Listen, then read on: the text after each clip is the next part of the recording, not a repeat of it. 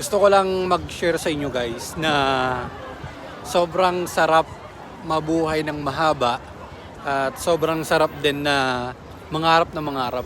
Kasi kung mapapansin mo, ito yung pwede mangyari sa'yo, yung magandang lugar, marami kang makikita, and yun nga, marami kita magandang bagay, marami kang experience na magandang bagay.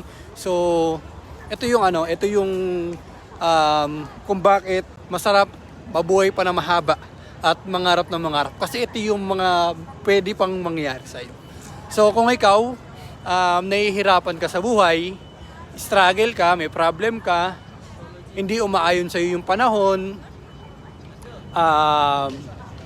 yung mga pangarap na gusto mo hindi nangyayari sa'yo, tuloy mo lang.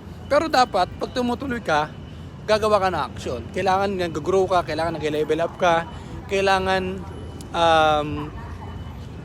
meron kang dignidad sa sarili mo at meron kang integrity na dapat gagawin mo yan. Kailangan yung mga pangarap mong tuparin mo kasi pag tinupad mo yan, napakasarap. Parang katulad ko, hindi naman ako tapos ng pag-aaral. Hindi naman maganda buhay ko, hindi naman mayaman pamilya ko. Pero nangarap lang din ako. Nung nangarap ako, tinodo ko yung pangarap ko, pinatunayan ko sa sarili ko na kayang-kaya ko. So ito yung nangyayari sa akin.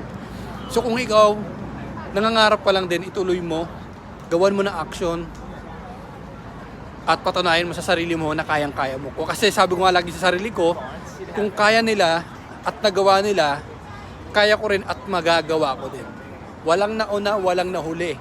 Basta willing kang gawin at totodohan. So yun lang ang ibibigay ko sa inyong tips. Ayos?